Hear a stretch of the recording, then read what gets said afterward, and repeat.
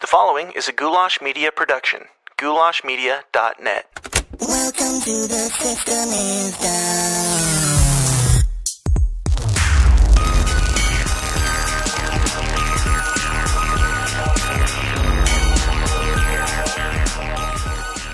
What's up, Downers? Welcome back to the least comfortable show on the web, The System is Down.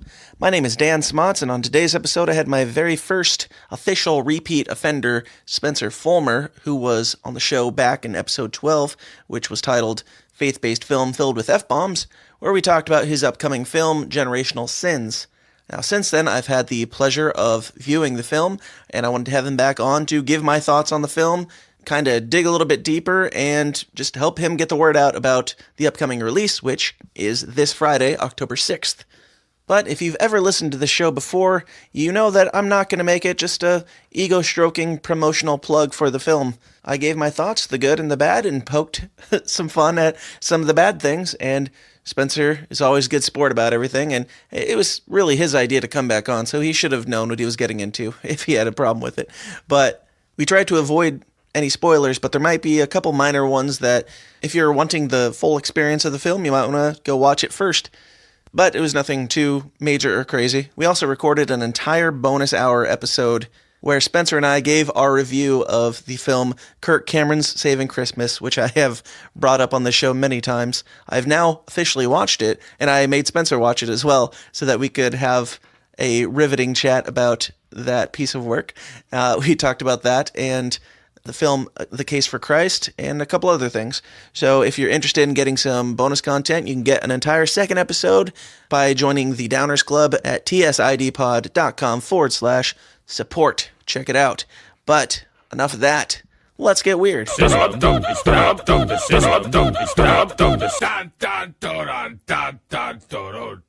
guest today is, once again, the director of the film Generational Sins, which, as we all know, is so deplorably full of explicatives that it will inevitably force God's hand to bring a natural disaster like a flood or a hurricane down upon Hollywood, thanks to the great Spencer Folmar. Spencer, how's it going, man? Hey, Dan. I'm doing great. What an introduction. Yeah. So I got to see the film and see what everybody's so outraged about. And first of all, thank you for allowing me to have a pre-screening of it. Really enjoyed the thing, man. I'm just going to say it right off the bat. No spoilers here. I'm not going to leave you in tension to find out at the end what I actually thought of it. I thought it was a good film. You're not scarred? A little bit. I have. Yeah. I mean, my vocabulary has certainly increased since watching that film. Sure. So Yeah. I learned 3 new cuss words that I didn't know before. That's all right. Mission accomplished. That's all we're trying to do. Yep. As I'm sure most people going into it have never heard these words before as well. But yeah, I want to talk more about the movie and not just the cussing, because we've been over that and that drudgery that everybody cares about so much. So first off, since the last time you were on, has anybody given you crap for coming on the show? If so, I mean, we have Flat Earth episodes, we have 9/11 episodes on here. Is it guilty by association, or is it helpful for you? It was actually really helpful. A lot of my friends who really did, all they saw was the first Hollywood Reporter article that came out that said, new faith-based film filled with F-bombs. Right. And so that's not a great way to come out, whatever, on the block. And the interview that we did last time, you know, we got into some like theology and like issues, especially with faith-based films, about why people are so turned off about a film that would talk about Jesus and cuss in the same 90 minutes. Right. And so it was actually really beneficial. We've been featuring that interview on our websites, on our press, and on our Facebook accounts, because I think it was such a good dialogue, and you understand what we're trying to do with our films, that it really kind of opened up the conversation with a lot of other artists. Sure. Is that rare that you get a chance to speak back? Like, have you had other people who are not either like hardcore against it or hardcore in favor of it, just like wanting to have the dialogue about the issue that people are freaking out about? Yeah, it is rare, especially just to have like this time and space, and you don't edit deceivingly the podcast or anything like that. So it's just like a dialogue, right? Yeah, we'll say. only to make me sound better. But a lot of my other interviews or press, it's just they're just sound bites or even sometimes like misquotes, Right. and it's kind of frustrating for me because I'm like, well, I don't even remember. I didn't even write that. I didn't say that.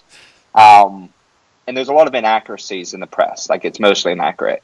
Sure. So to have a dialogue like this with an independent news source and podcast like yourself, Sure. it's really refreshing. It happens. I'm not going to say this on all of our articles. Some articles, especially recently, a lot of the press has been a lot better that have been interviewed with me and some of the reviews that we're starting to get from the film. But some of the earlier stuff was frustrating. And then the critical reviews, which have only been from people who haven't seen the movie, Right.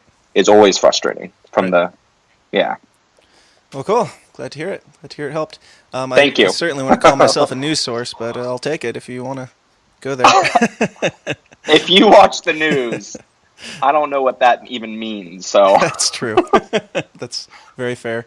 What's the update on the press and everything? Like, have you gotten a lot more pushback? Like, has there been other big news organizations that have blasted you without any justification, or is it pretty much leveled off? At the beginning when we came out into the general public in the public square, that was whenever we were most hated, and we got the most hate mail and all the shit. We had another couple articles that came out. One just kind of updating people about the release of the film, getting a distribution deal when it was going to be out in theaters. Mm-hmm. And then, so we took a poll about what cuss words everyone finds most offensive, especially in watching a film. And again, the media bias, if depending on who was reporting on the results of this poll, they would skew the results to their own agenda. So the traditional conservative news would say, look, this poll proves that everyone doesn't like cussing. Right. And then the more liberal press would say, look, no one cares about cussing unless you're over 60 and you're a Republican, conservative, evangelical. Mm. But what the poll results really showed were some interesting facts that weren't reported on. I think the most interesting, especially for Third Brother Films, is that the two cuss words that people of all demographics, of all religions, of all races, and income levels find most offensive is saying the Lord's name in vain in either GD or, using Jesus in a cussing way. Sure. And so that's really interesting to us, and just kind of like a theological kind of understanding that even if you're not a Christian or have anything to do with religion, that name still carries weight. Right. And for me personally, it's the only thing that is a cuss word because the Bible calls it out. It's using the Lord's name in vain. And the poll results, I think, truly did show that our audiences, that the people that we're trying to reach, aren't obviously going to be offended by the cuss words. Yeah. But all that to say is that poll result was definitely polemical, and we got a lot of feedback, negative feedback, just having this conversation. A lot of people don't want to have this conversation. And then some of the more traditional Christian review, film review services just, again, said that we were ignoring the Bible if, as Christian filmmakers, we would have characters in our films, whether Christian or not Christian, who were cussing. Right. That's frustrating. But overall, I'd say since we first hit the press in May, since then, I think overall we have gained a lot more allies and a lot more people understanding what we're trying to do and appreciating the fact that there's not another film that exists like this, and we are actually creating a new genre of films. Yeah. So there's been a lot of support, but unfortunately most of it has been in private.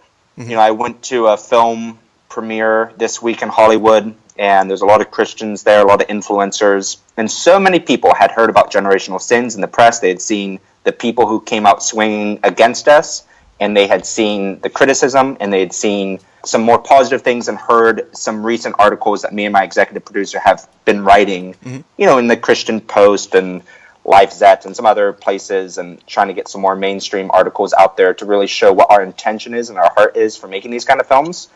And so there's a lot of people that I wasn't anticipating who support our film and have told me so in person, but so far none of these people have publicly, endorsed it because of either their constituents or just because it's too controversial right now. And I appreciate that. I get that. You're the Donald Trump of Christian films, is what you're saying? Oh, please, Jesus, no. They're all man, like, oh man. Well, we agree with you, even though it's unpopular. Just don't tell anybody that we agree with you. Yeah, you're right. And that's, well, if it turns out that way in the box office, then sure, I'll accept that comparison. If half the nation or whatever it is goes out and sees it secretly, right? Then yes, please. Awesome. Well, what is the release date for the movie? When's it coming out? It comes out October 6th, theatrically and also video on demand simultaneously. So you'll be able to rent it on iTunes or Amazon or Google or anything else you can think about on the internet. And you can also see it in select theaters. Right now, I think probably 10 major cities with some additional regional screens, either where we shot the film or where we just have a large concentration of support, whether in churches or just a grassroots community that support the film. Very cool. So coming up quick, huh? Excited about it? It is coming up very quick. I don't know when you're going to release this episode, but the days are counting down quickly. Right. I'm going to be leaving soon, in fact, to be traveling nonstop for the entire press tour of the film. We're going to be visiting colleges, secular colleges, film schools, Christian schools, showing the film and having Q&A with the professors and with students. One, just from how to make an independent film, especially a very lean budget, scrappy film like Generational Sins, and how to get distribution and press and all that kind of stuff. But then, two, continuing to have this dialogue for everyone, not just Christians, but having this dialogue about what does an authentic expression of faith look like in the world that we all live in. Very cool. Very cool. How many spots are you hitting, and do you want to list off some of them, or is there a place that people can find those? Yeah, that information, it's not on our website for the colleges, although I might add it today. But the screens are added to our website, generationalsins.com or gensins.com or thirdbrother.com for the screens. And then for the universities, I'm going to my alma mater, which is Grove City College in Western Pennsylvania. I'm sure almost no one has ever heard of it, but it's a little Christian college. They will now. They will now, putting Grove City on the map. And Penn State University, not a Christian college. Sure. University of Central Florida, Full Sail University, Georgia Southern, Wheaton University, maybe Temple, but we haven't really heard from them, so probably not Temple. And then some smaller tech schools close by where we shot the film in Florida and Pennsylvania. Very cool.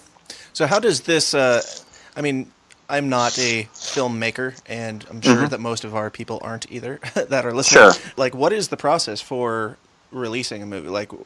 Is it going to theater, then going to DVD like blockbuster movies do, or is it just going to be on demand and in theater and kind of all at once release, and that's all it is going to be, or how are you doing that? Yeah, it's a really enigmatic, crazy process. I did my last artistic creative touch on Generational Sins on February 20th. And so since February 20th, the film has not been changed one frame. Sure. Nothing has been changed about the film.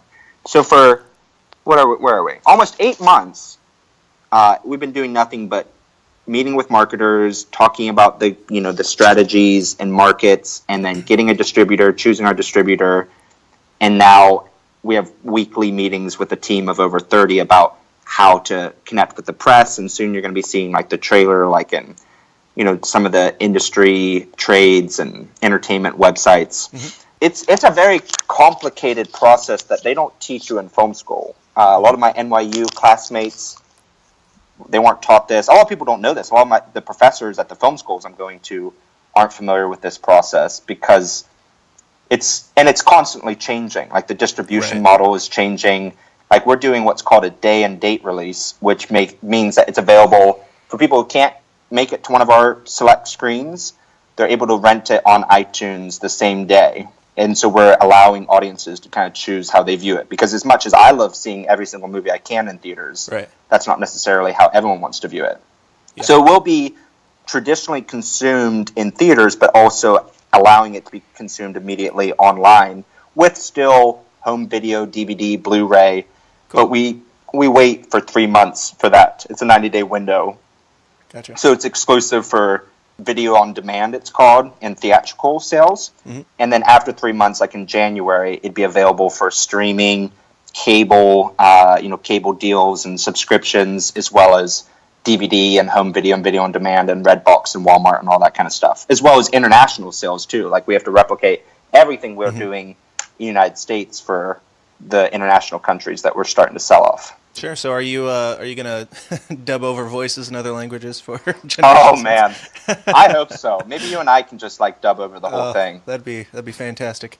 It'd Just be doing all male, female voices, all of them, and doing the worst, just the worst translations possible of us trying to do other languages. I would love it. So Dax, who was the co-writer of the film, he's not a Christian, so it's really hard to explain to him sometimes, like the insanity of some of the hate mail that we get and from the fundamentalist and whatever else. And so he just couldn't understand, and I appreciate it too because I didn't grow up a Christian, but he couldn't understand why Christians couldn't consume or watch a film that had any kind of cuss words in them. Yeah.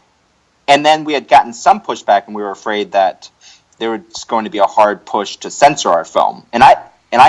There's nothing censored in the film. It's PG-13, so yeah. I never thought it would need to be censored. But still, there's been a lot of suggestions still, even today, about editing it for like the church community. Right. And so anyway, Dax came up with the idea that we should dub all the cuss words, and just make it ridiculous, like instead of saying shit, be like, oh golly gee, I'm so bummed mom died. Like sugar, like God has abandoned me. Yeah. So look out for that cut.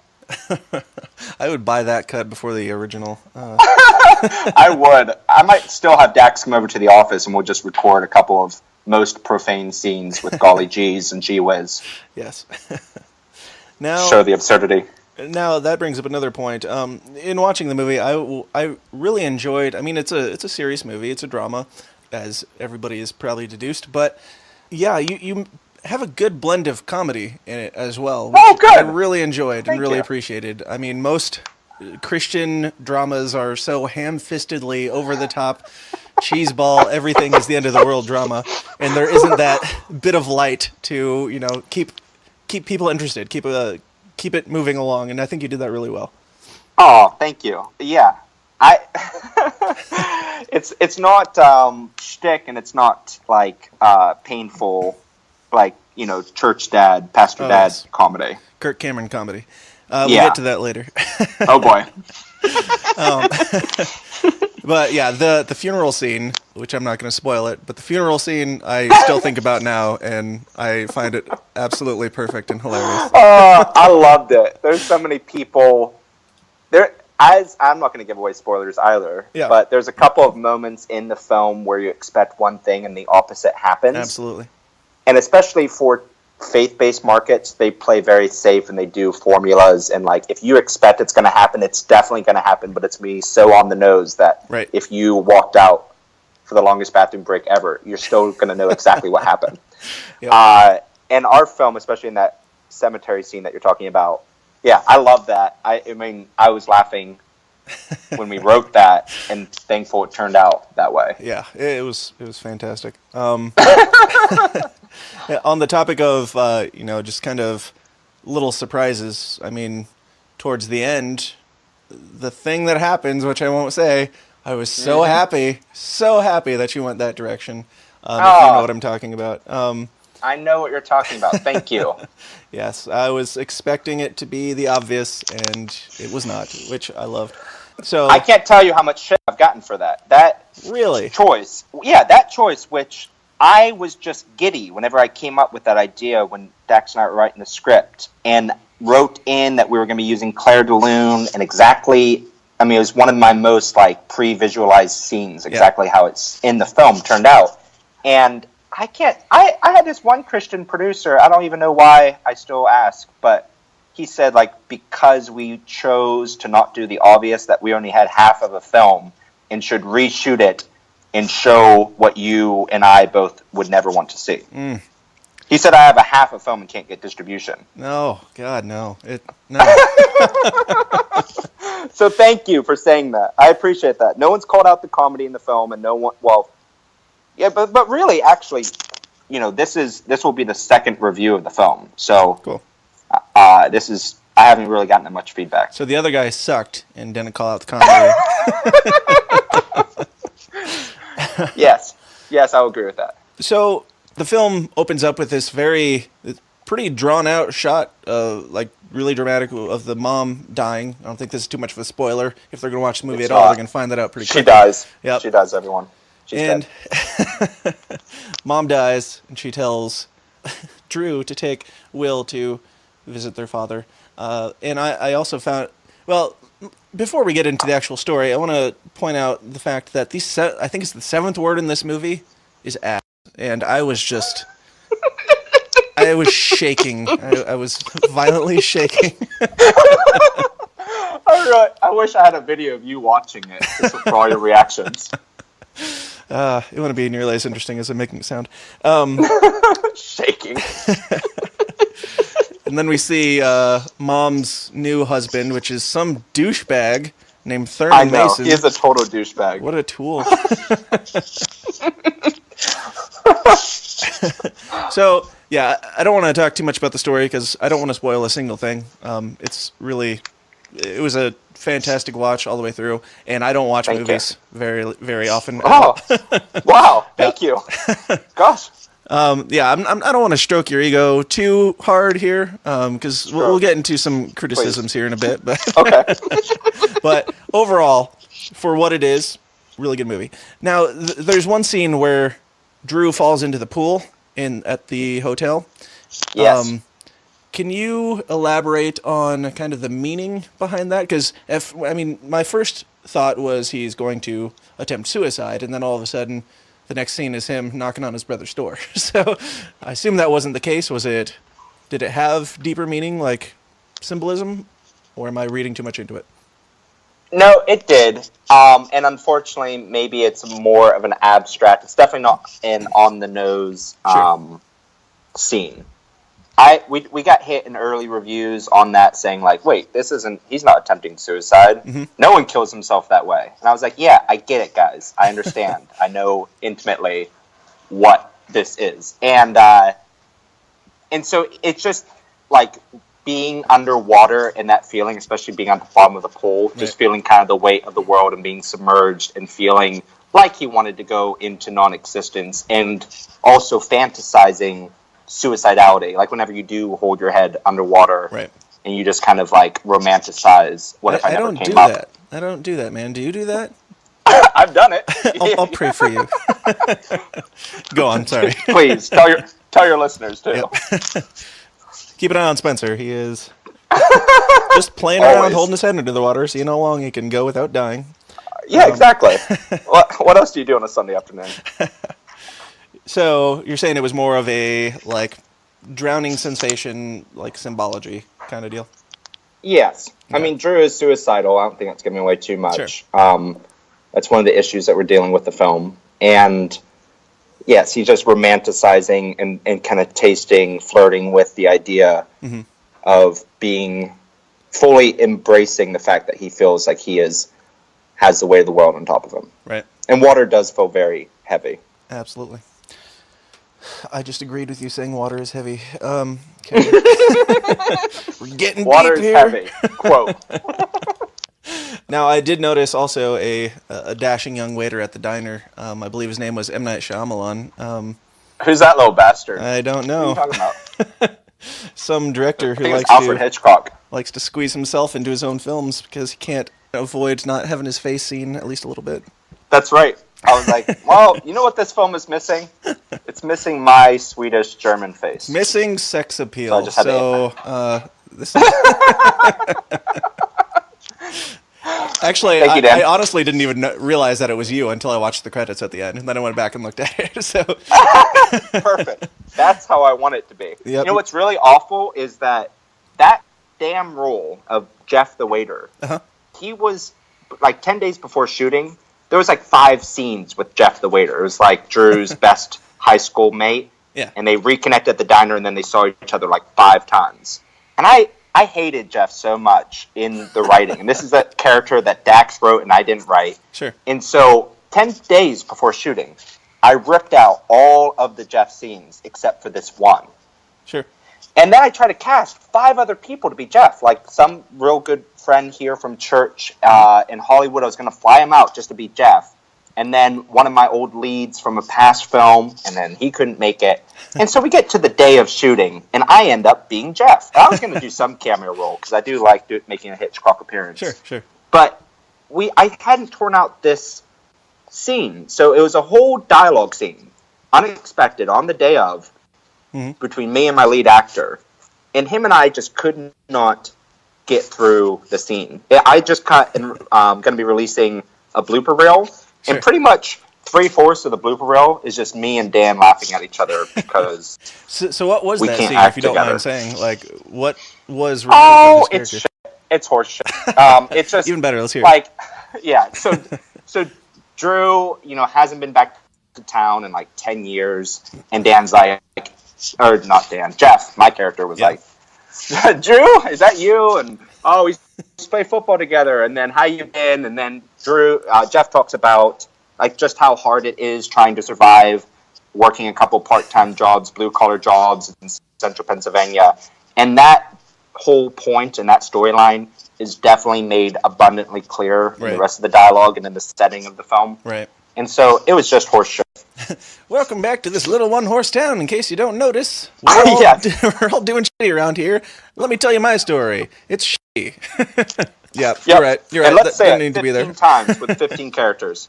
No. Yep. It was such horse shit. So I'm so glad it's gone. There's about 7 deleted scenes, actually, from what we shot, and most of them will never see the light of day. Sure. Including that one I just told you about. Now, if it was somebody else acting it and you still cut it out, would that see the light of day, or are you just going to keep it out because you don't want people seeing it as you? Correct. Okay. And it's unbearable. I can't even fathom how bad of an acting job I did there. Well, I must say, stunning. can I take your order and thank you, or the 3 words that you said, you nailed it, man. You freaking nailed it. Thank you so much, Dan. That would be the only time and last time I'll ever get praise for my acting. Thank you. Now, the chemistry between the brothers, I really liked. Thank you. Yeah, Will's progression from total douchebag asshole, it wasn't like a complete 180 instantly, which is how Christian movies work. It was kind of a progression in him seeing like the hardships in their town and seeing like having an understanding of where he comes from, that type of thing. He lightened up to Drew's kind of douchey demeanor. He's like kind of more understanding of it, which I thought that was played out pretty well. Thank you. Yes. It's a really sweet character arc. It's kind of unexpected. People really are resonating with Will, and it's nice. It's good. Dax did a really good job at that too. Yeah. Did not expect to at the beginning. It was like, oh no, this is going to be annoying. Like damn it, it's so annoying. Right. They had good chemistry. It was a good combo. They definitely don't look like brothers, but they had good chemistry. Yeah, whatever. One's a milkman. Yeah. So, I gotta ask. So the premise is when the mom's dying, like I said, she asks Drew to take Will to go see their dad because Will doesn't know him, and for some reason she feels like that will complete something in their life. Why did they decide to do this in the 3 days leading up to the funeral? 3 days between her death and her funeral. They're like, we've got nothing better to do. Let's drive across the country on a road trip to see our dad. Yep. No, I hear you. She says, "Don't wait." Right at the end of that death scene. Sure. That lasts forever. And I mean, did he really take her that literally? Like, go immediately? And so the idea was, and I don't think it's communicated, but the idea is that if they were able to get up to Pennsylvania before the funeral, they would give the opportunity, perhaps, to allow Bill to know that the funeral was happening, or be able to grieve the loss of his ex-wife and the mother of his children. Gotcha. That probably should have been more clearly communicated, but that was the idea. Yeah, it could have been an email, but it's all good. Yeah. Yeah. No, By the way, Mom's dead. Yep. F you. Bye. What's up, Dad? Mom's dead. She told me to talk to you. This is what we do. What are you doing, you old bastard? Dad doesn't know how to use email, of course. Yeah, Dad's out in the cabin in the woods.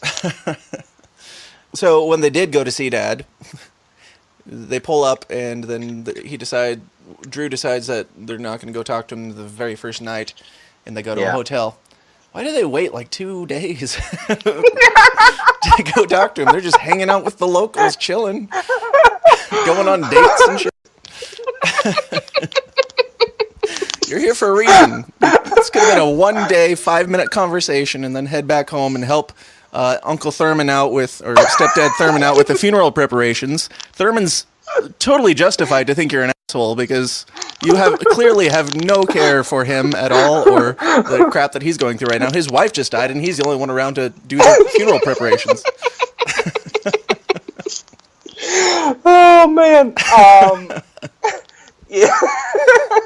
Again, this is a really good movie. I have to really pinpoint in some of the problems. Oscar nom. So, Drew, yes, he chickens out, and he's all, whatever, effed up. And I would say that in the next morning, right, after he takes his morning jog, his plan is to, again, confront his dad. Yeah. And then he runs into his old love interest. And he uses, the thing that makes it so electric is that he just lost kind of like his reason for living, which was his mother. Right. And then his lifeline or his lifesaver is Rachel. And he's like, oh shit, Rachel, the love of my life. I ran away from you. Right. I ran away from confronting my father. I ran away from being there for my brother. And I've been in distance supporting my mother. And now I don't have that reason to exist. Right. But her dying wish is for me to confront my father.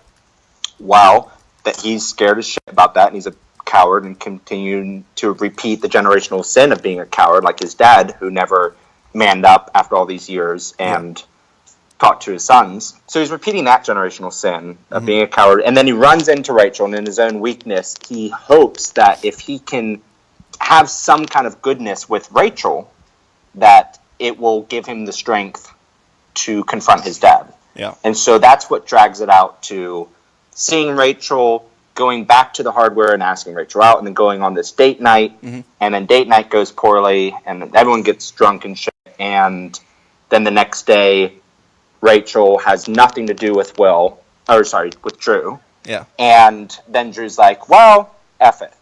I have lost everything. There's no lifesavers here. Sure. Let's just confront Dad and have it out. But it is drawn out. It's like whenever they get in the first night, late night, and he doesn't see Dad, it's probably a good 30 hours until he does. Right. Gotcha. Yep. Yeah, I'm they totally get caught up in the town. By the way. I know. They get caught up in the nostalgia. And I honestly accept your explanation, and I'll take it into consideration on my next viewing. Thank you. Which, tell the critics. That's saying something, too. There are very few movies in the world that I watch twice. Part of it is, it's a good movie, but I know you, so I enjoyed it even more. So maybe I'm a little bit biased, but... I'll take it. I'll take what I can get. Hey, Dan Smots here. I'm taking a second to interrupt myself talking to talk about myself because, I don't get paid a penny for the hours and hours that I put into creating this show for you guys in your greedy little ears, and I've got a family to feed. To make that happen, I run my own media business called Goulash Media. If you have a need in anything from video production to graphic design to audio production and beyond, you can get it all for a painfully fair price at Goulash Media. In video, I do weddings, music videos, commercials, pageants, plays, etc., etc., etc. For design, I do photo editing, album art, logos, branding, business cards, merchandise, you name it. For audio, I do engineering, production, editing, jingles, and, well, podcasts. So if you've got a media need of any kind, or if you'd just like to give a little something back and help keep my children fed, check out all the endless options at my website, goulashmedia.net. That's goulash, Goulash, media.net, where we cater to the little guy with the big vision.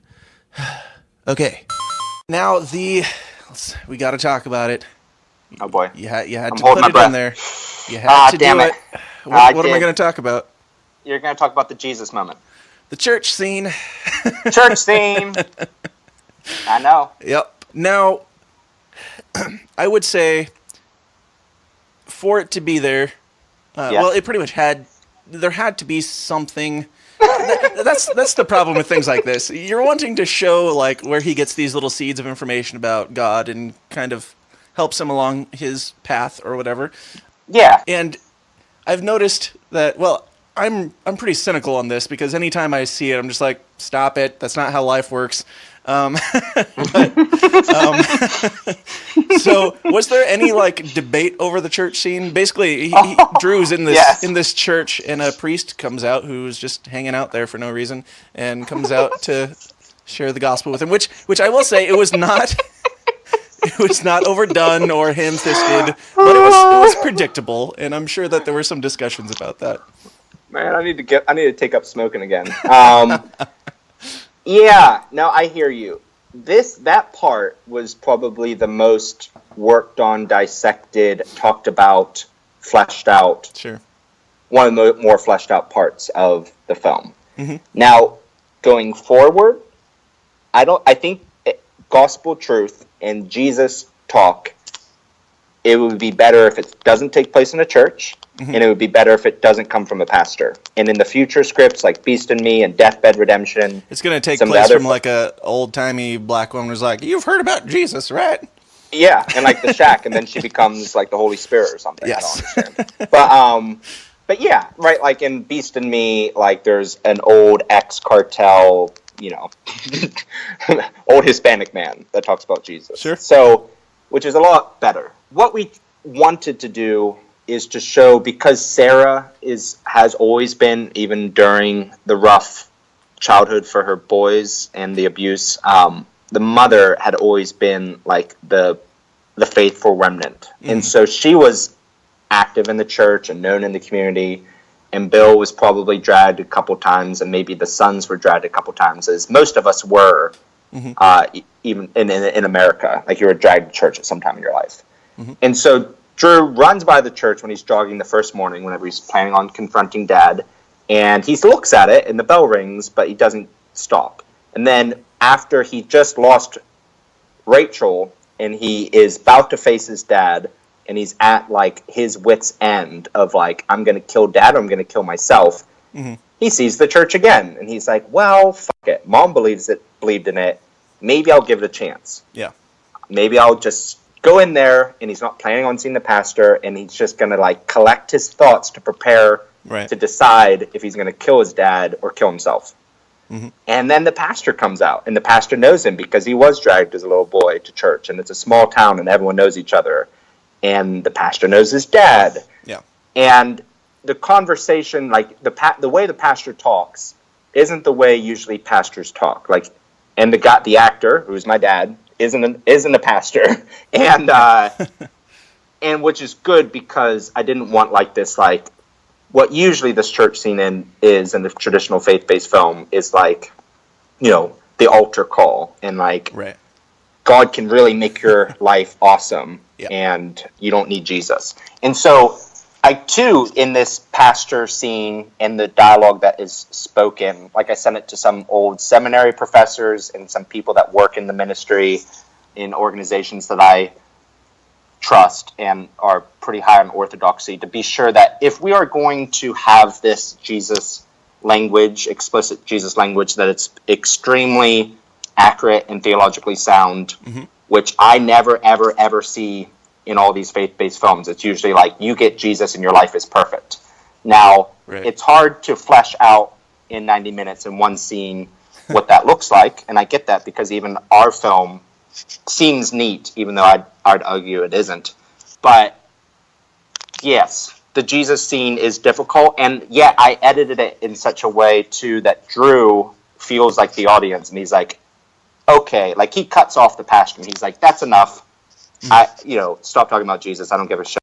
And then he walks off. Sure. Yep. Just when everybody's about to walk out of the theater, Drew walks away. Yes. And we're like, thank you, Drew. Stop. Thank Stop you for this, being stop. the voice of reason in this nonsense. See, it's tough because there's no way to talk about Christianity without talking about Jesus explicitly. Right. And then you get lumped into, like, if people are Yep. expecting it, they're, like I felt, you're expecting it to be just this drawn out, you need to give your heart to the Lord Jesus Christ. Who's Jesus Christ? I've never heard of this man. Please explain, Right. Pastor. And Well, open up your Bibles.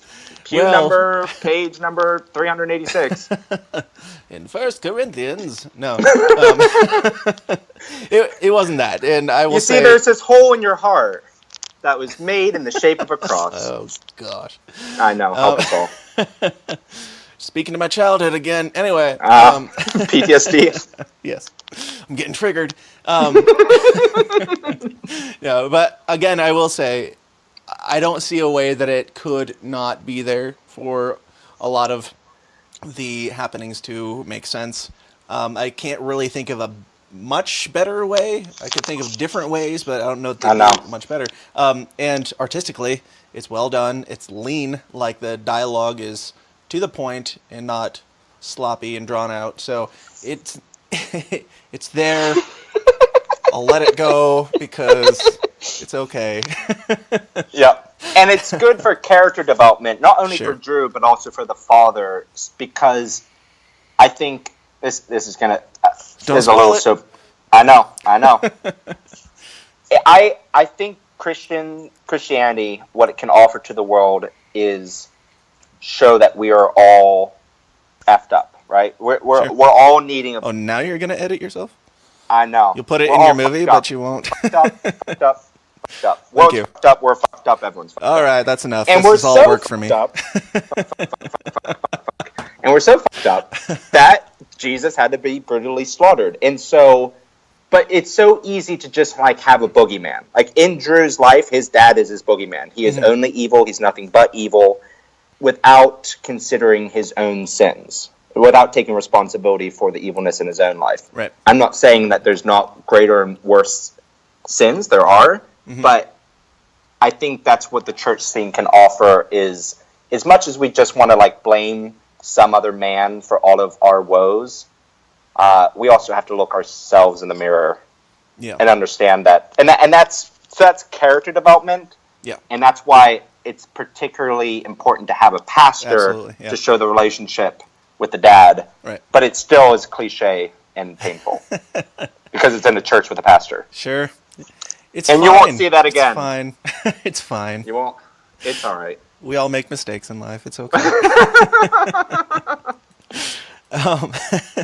So, I mean, we can't talk that much more about the story, to be completely honest, because there's a lot of things I don't want to give away.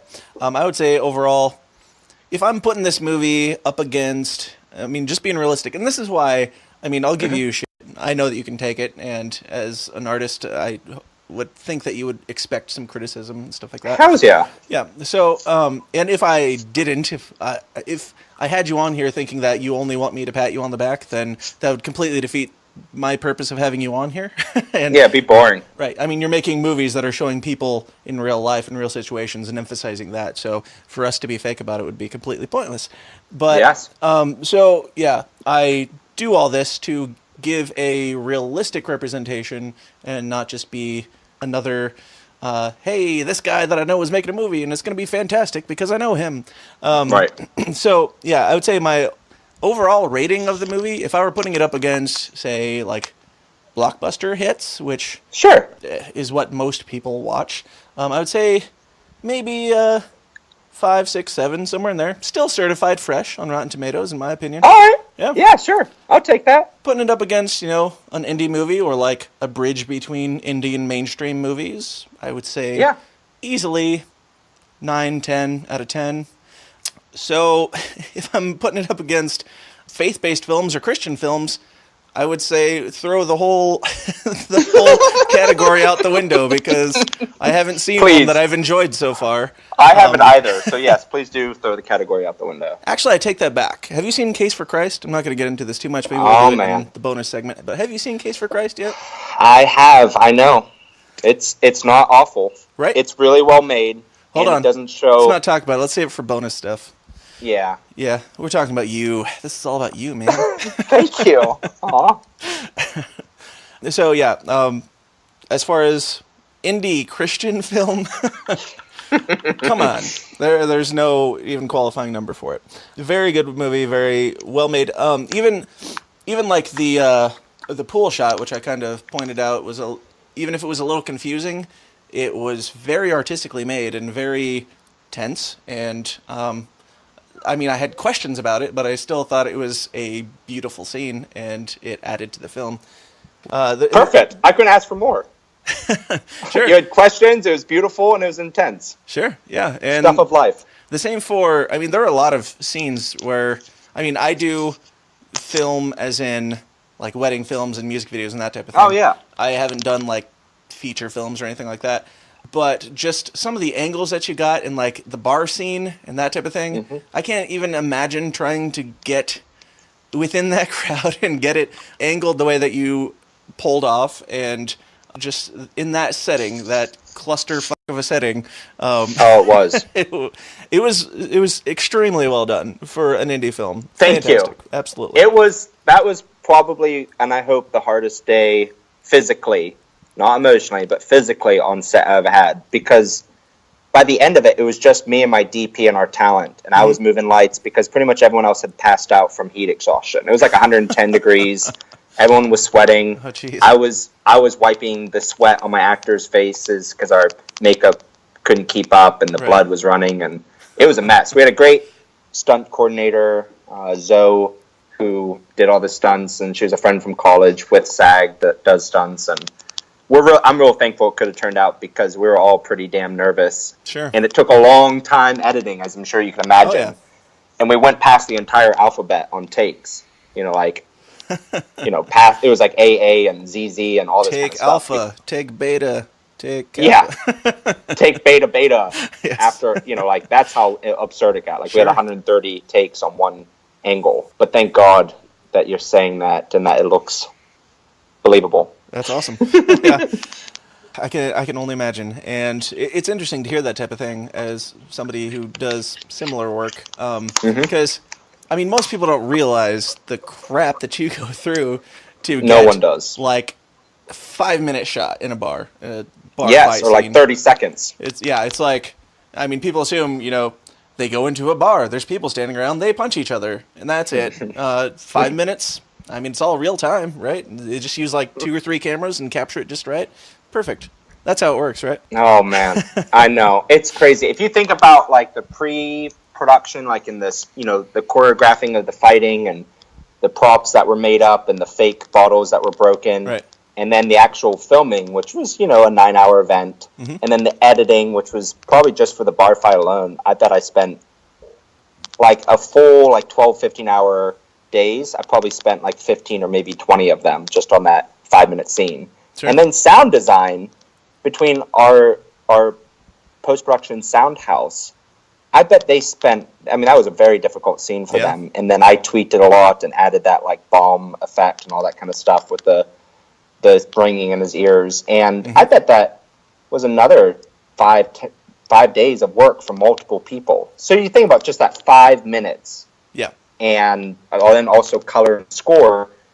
Gosh, there's 5 minutes. And right. That's like a month and a half of your life. Yeah.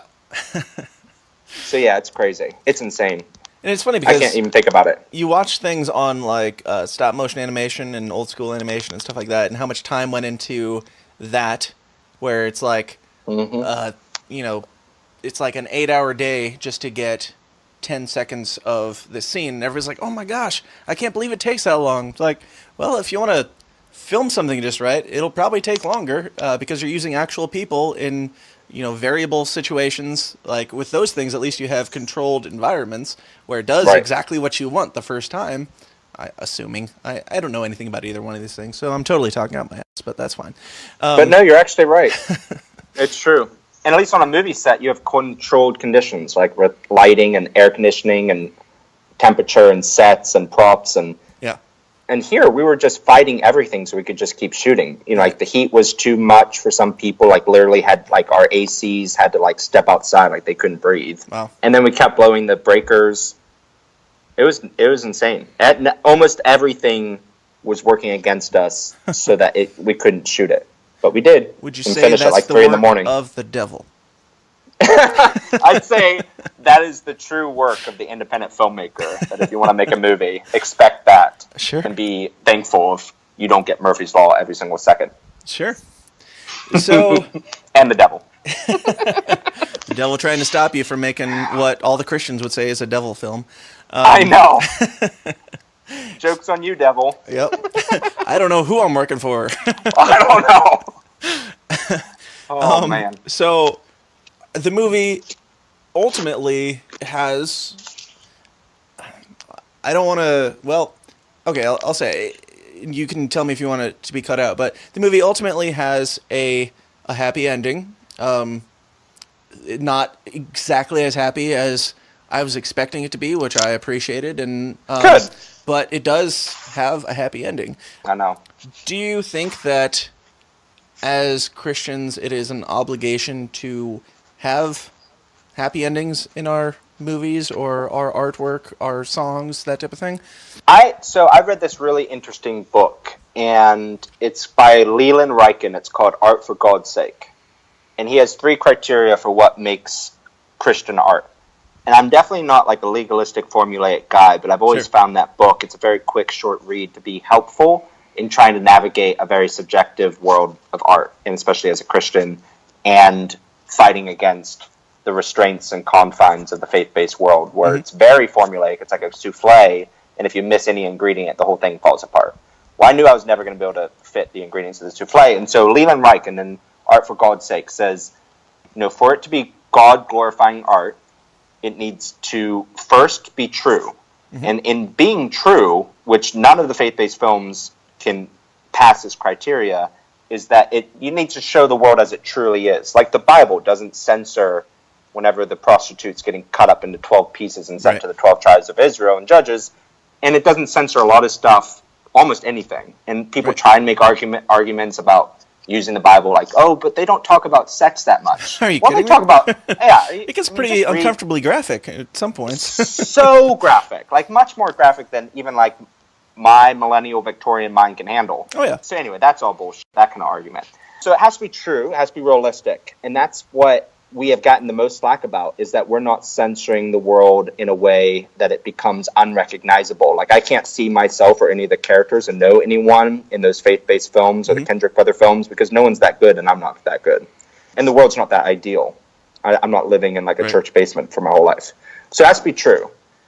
Secondly, it has to be excellently made and glorifying to God. Like the extreme measurements and the particulars about the temple and the worship tent, like it's so extreme because God cares about, just like in creation and like how a human is made, like he cares about the particulars and the details. Yeah.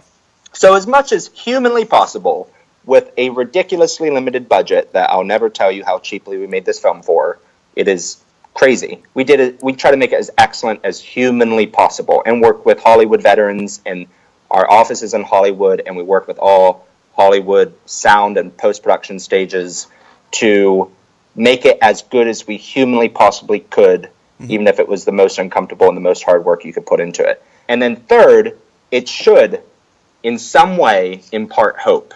Now, I'm not saying that means it always has to be a happy ending. Right.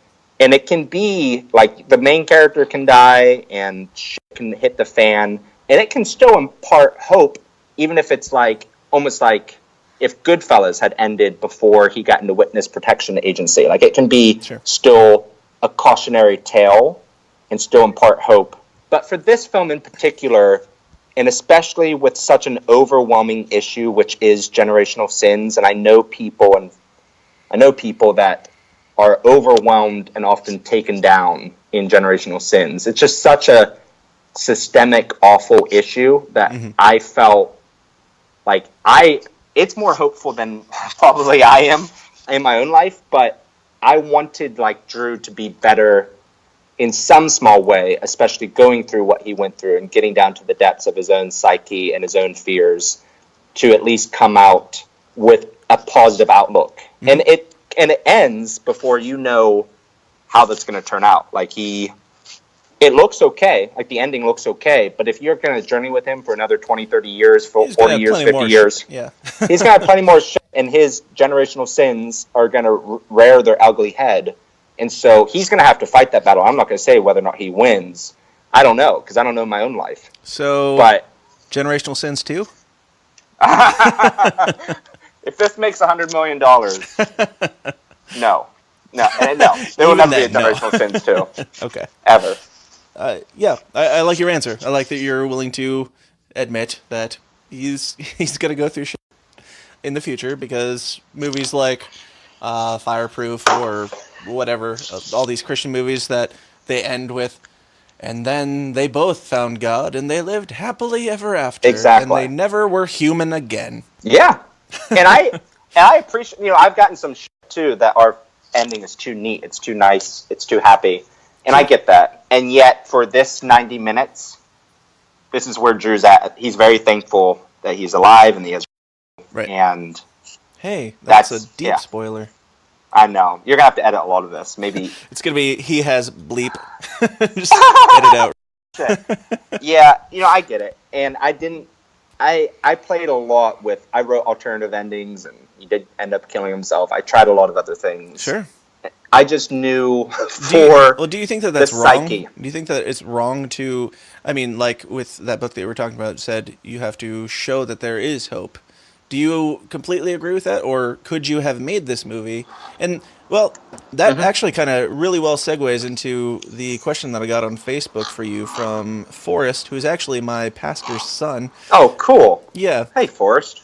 So let me pull up that question real quick. What a great name, I'll ask that. Forrest. Yes.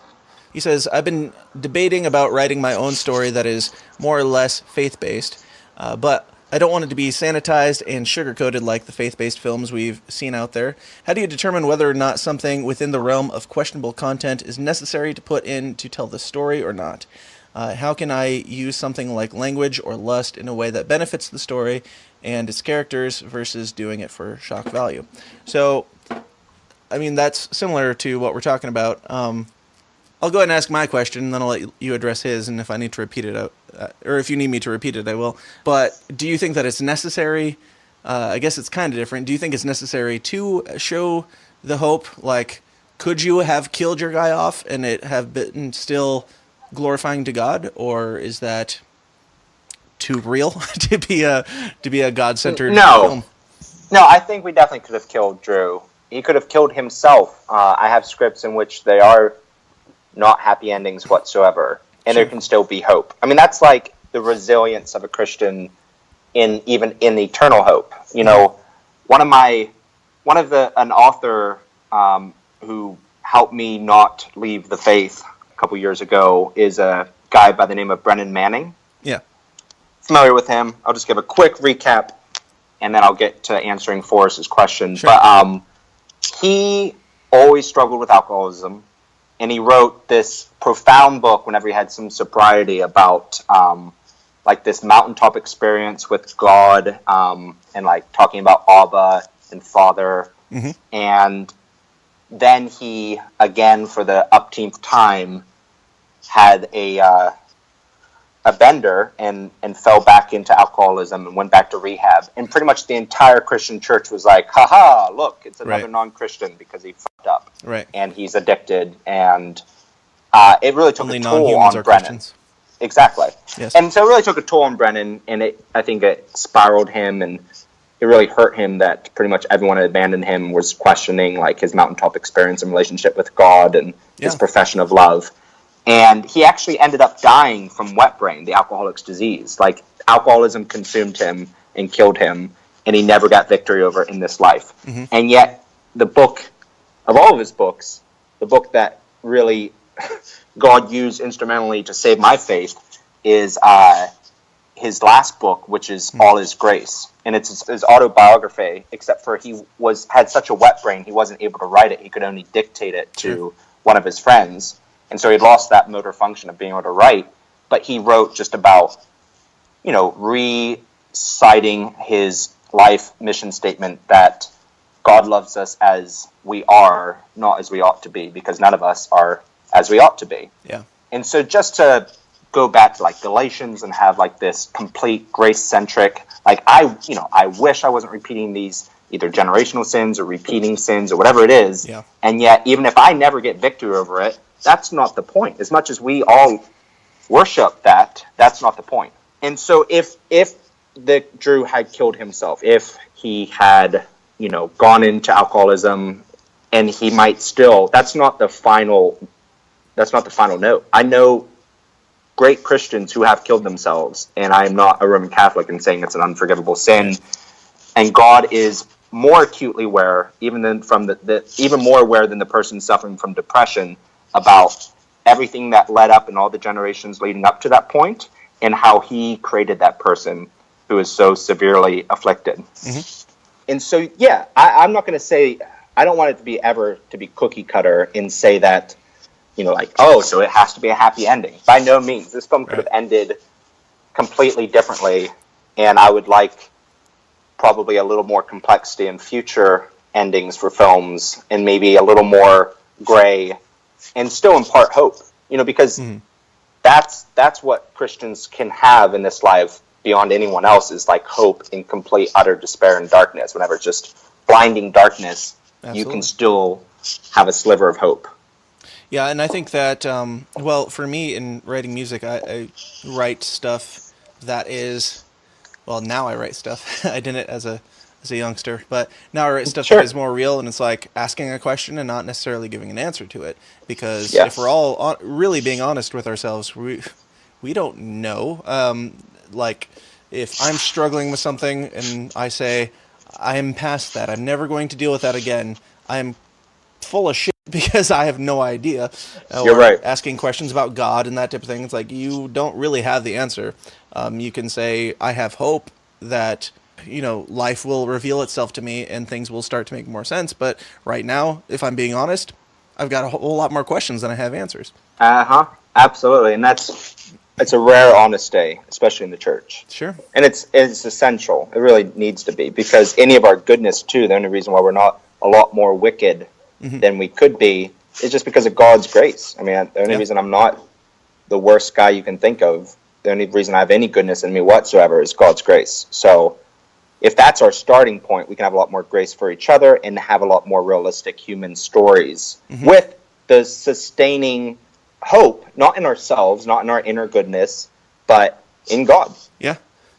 So let's get to Forrest's question. I mean, he basically asked kind of what I asked a little bit in the last episode that I did with you, just like what is the where is the line between I'm doing this because it's real and I'm telling a real story with real people, and real people cuss all of the time, like 99.9% of them say these words. Like, where's the line between presenting real people in real situations, gritty, dark, shitty situations, or, putting it in there just because you'll get attention? I mean, in your case, it would be saying, yes, you put an F-bomb in your faith-based film because you wanted this press and you wanted that shock value and you wanted to be set apart from other people. Yeah. Yep. Nope. That's a great question, Forrest. I think it really comes down to intentionality, because in our film, and especially the faith-based community is so concerned, if they were to embrace a film like Generational Sins or the other films that we're making in the hard faith genre, they're so concerned about, what is exploitative, what is gratuitous, whether it's sex or cussing or anything else. And I get that. I censor myself with different people that I interact with. But whenever I do use cuss words, or whenever I would have characters in films cuss, I think there's a lot of intentionality that could be there. Because, in our film, the one F-bomb in the entire damn film... The faith-based film filled with F-bombs? Yes, exactly. Well, The one F-bomb is very intentional. It's calling out the younger brother feeling abandoned by his cowardice, his coward of an older brother. And that's like the generational sin, a huge generational sin theme of the movie. Like people, and especially men, not taking responsibilities. And so that's very intentional. And in fact, in real life, I think there'd be a lot more cussing. Now, to be honest, and I know no one will ever believe me, whenever we had this film, I never imagined there would be this much talk about cussing in a film that also talks about Jesus in the same 90 minutes, because honestly, I'm not that familiar, or wasn't nearly as familiar as I am now with the faith-based genre and the faith-based everything. Like, I don't watch these movies intentionally because I almost can't get through them, and I didn't know a lot of the players. I know a lot of them now, and so I never imagined, like, we didn't do this for shock value. We did it because this is how we would talk, and this is how these characters would talk. This is the plot, and if anything, it's still, I mean, it's PG-13. You know, like it's not at all gratuitous. And so, what I'd say to Forrest, and what I'd say to any Christian filmmaker, and what I hope, if nothing else, if this film accomplishes nothing else, I hope that we can break a lot of the confines and the restraints of how we express ourselves and our characters, especially in an art form, talking about God. Like, we should be able to talk about God as explicitly as we want to, with questioning, with wrestling, with crying out, with accusation, with lamenting, everything like the Psalms does, and Ecclesiastes, and the wrestlings of God through all the biblical characters. And we should talk as we always talk. We shouldn't have a compartmentalized mind where here, whenever I'm talking with my friends, I talk this way. When I'm talking to God, I'm talking this way. I want to be vulnerable and true with God, and God is still with me just as intimately when I'm talking to my friends as whenever I'm talking to him, and he knows that. And in our characters in our films, I don't want to make like any kind of like, this is what you can do and this is what you can't do. Anytime someone does that, I think it's usually like a power play or a manipulation, and they're trying to protect something of their own, or they're too afraid of something. And so I think, you could have a character that says fuck every other word in your film if there's a reason. And then, or if your character is just that kind of person. We know those kind of people that just say fuck every single other word. I worked in a machine shop, which my dad, the formerly fundamentalist Christian pastor, has worked in that same machine shop for the last 27 years. And also, I will say, I now know that my mom listens to the podcast, so she's brought that up in the last couple of days, so this is all a new thing that I have to factor into what I say here. Fun. I'm just kidding. Good luck. I'm just kidding, Mom. Sorry. Love you, if Mom. you've made it this far. Love you, Mom. Yes. But my dad, who was a very fundamentalist Christian pastor, he works in a machine shop where 75% of the people, 75% of their vocabulary is the F word, just every other word. And it's like, you hear these words every single day. Nobody's surprised by these words. And showing these characters in these freaking dire situations, these terrible, terrible life situations that are realistic, to have them sterilize their words and only speak in the vocabulary that is modern day Jesus socially acceptable is just not realistic. Right. It isn't. And especially for an art form where you really are trying to display life as it truly is. And even if we're going back to the art for God's sake, like showing truth, why would you censor that? Why would you, especially, I mean, even if I wanted to play into the fundamentalist mind, if I want to play into the fundamentalist complex, the character that's saying fuck isn't even a Christian. Right. So how could you possibly take offense to that? I don't know. It's just lunacy. And so for Forrest, I mean, too, like, we're going to have nudity in some of our films, potentially, if it serves a purpose. As much as possible, we are crafting a story to elicit an emotional response. As a director and as a writer and as an editor, we're trying to elicit a certain emotional response that connects our characters and our stories to the plot for the meaning of the message to our audiences. And so whether it's cussing or nudity or drug use or whatever it is, if there is a reason for it, and I think a lot of Hollywood pictures don't have a lot of reason for it. Maybe it is shock value, But there's shock. Maybe it's shock for an emotional reason. It's not shock value. That's what people want. So anytime you watch a movie trailer, even if it only has one minor sex scene, guess what's going to be in the 3-minute movie trailer? A clip from that sex scene. Like, they're doing it because it sells.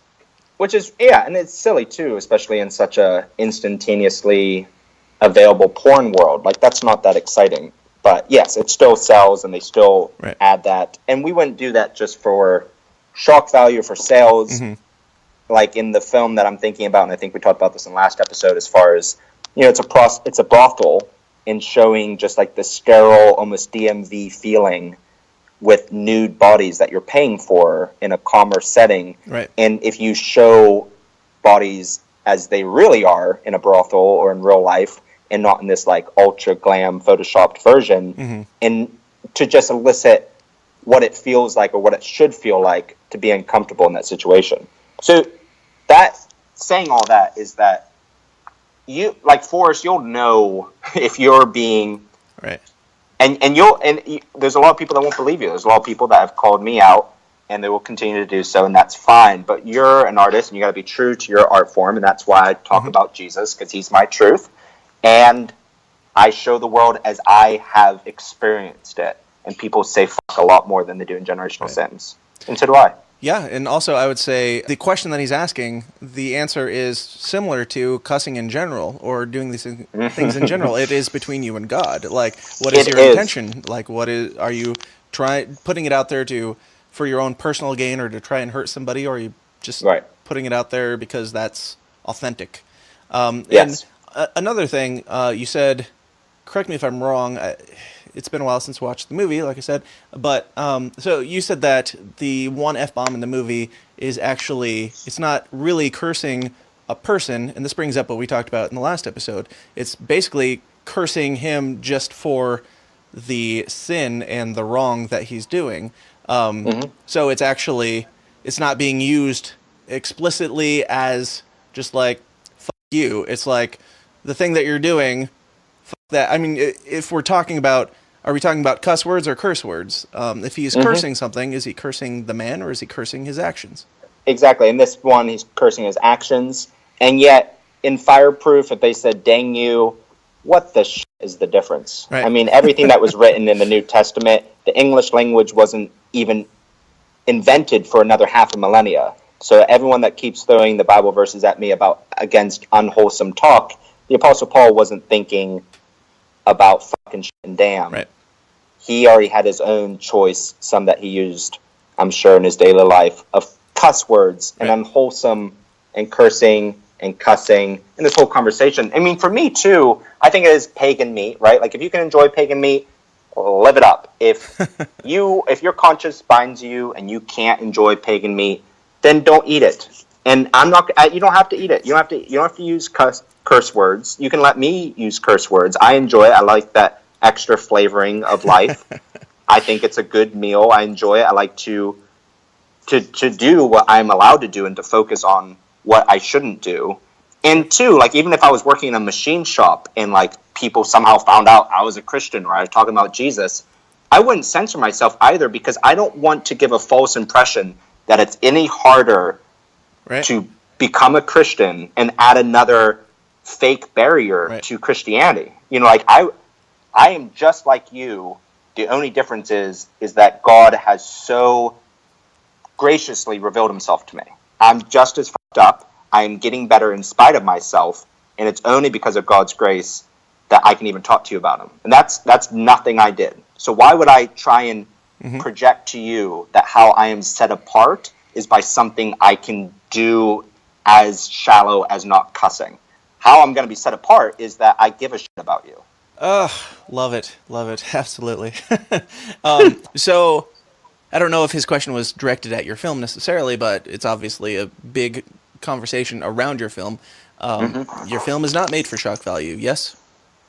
Yes, it is not made for shock value. Okay. Well, it's made for authenticity.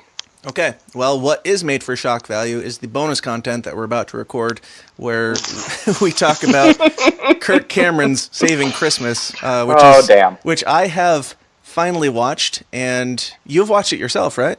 I watched. Are you familiar with the YouTube's personality? Say Goodnight, Kevin. No. If you're not, look him up. Your audience will love him. He's a Christian dude that tears apart faith-based films, mostly for bad theology and for filmmaking. And his logo is that he holds Christian films to the same standard as real films. Sure. And so what he gave me, what allowed me to do, is that it's a pretty long review. So I think it was like 40 minutes long. Sure. And then whenever almost the movie. Yeah, exactly. So that's what I watched. But he has like whole clips of the film. Sure. So I'm very familiar with it. So yes, for those listening who have heard me bring up this movie, I'm not just a hypocrite shooting in the dark at Kirk Cameron, who is unwilling to give him a chance. I gave him a chance. I watched the whole movie, and I'll give you guys a breakdown, and me and Spencer are going to talk about that and probably much more in a much less filtered conversation of bonus content that we're going to record right after this. Before we do that, Spencer, tell everybody one more time where they can find stuff about you, stuff about Generational Sins, and everything that's coming up. Absolutely. So thank you so much for having me on your podcast, Dan. I really enjoyed the last conversation and enjoy listening to your podcast. So our film, Generational Sins, comes out in select theaters on video demand on October 6th in all of North America. You can learn more about the film at generationalsins.com or our parent company, thirdbrother.com, THIRD. Mm-hmm. And we have a lot more films like this coming out. What we're calling it is hard faith films. We say it's a new genre where it's set in a realistic world. It's gritty, faith is hard, and life is hard. So hard faith films, if you're interested in this kind of new genre of films and this movement, Third Brother, and the future films that we have coming out, I think you'll be interested in. Very cool, man. Thank you so much for coming on once again. You are welcome anytime. I would love to just get together and shoot the breeze about all sorts of theological stuff and film and theology. Do you want to tell guys about your film and theology page as well? Oh, yeah. I got a Facebook group. I've been running it for, I don't know, maybe a decade. It's called Film Theology. It's a private Facebook group. And it was the genesis of the idea of what hard faith films are. You know, these uncensored, authentic, talking about Jesus films. So this has been a really long idea and conversation I've been having with people in the industry, at college. It's the reason I went to seminary, and it's great. It's very rewarding for me that kind of all of this exploration and dialogue that I've been having with artists, musicians like yourself, Dan, and filmmakers and screenwriters and painters from all walks of life all over the world has really informed what we're now calling hard faith. And film theology was sort of the genesis of that. Some friends from college at Grove City and even high school, we started having these conversations because we never felt like there was a product made for us. Well, yeah, you guys are doing great work. Love seeing it unfold, and I look forward to the stuff that's to come with the release next month. Once again, for everybody, it's October 5th, right? October 6th. October 6th is the release of Generational Sin. So everybody, you don't have to, if you're in my neighborhood, you don't have to drive 3 hours to Chicago to see it. It will be available on demand, and I highly recommend going and checking it out. Spencer, thanks so much for coming on again, and I look forward to our even more ridiculous conversation in the next hour. Me too. Thank you so much for having me, Dan. Appreciate it. Yep, no problem. Have a good one, man. You too. Bye. Hey guys, thanks for sticking around to the end. I hope you enjoyed my chat with Spencer Folmar, and I do honestly, personally encourage everyone to go check out the film Generational Sins this Friday, either in theaters or on demand. And I honestly don't think you'll be disappointed.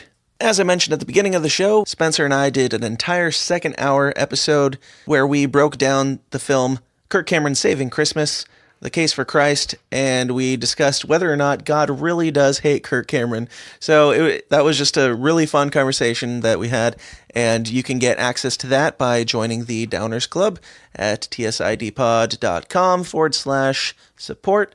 And all of these bonus episodes that I'm throwing out there are completely raw and unfiltered. There's no intros, no outros, no ads. All the naughty words are in there. So if you're looking for more discomfort in your life, check that stuff out. I would also encourage you to check out our new merch store at tsidpod.com/shop, where we have several different fun shirt designs, phone cases, and just a whole lot of fun stuff. So check that out. Also, be sure to review the show and subscribe on iTunes, as that is extremely helpful in helping us just build the name of the show and get the word out there. Check us out on Facebook and Twitter, which all the links to those are in the show description. So go give us some likes, some shares, some posts, what have you. And of course, come join the uncomfortable forum discussion at tsidpod.com/forum. We've got a lot of fun topics and conversations in there. And it's just awesome to be able to interact with the people that listen to the show. So do all of that junk, and I'll be right back here next Monday, or sooner if you're in the Downers Club, with some more uncomfortable nonsense for you. Until then, question everything and stay uncomfortable. Thanks. This has been a Goulash Media production. goulashmedia.net. This concludes our broadcast day. Click.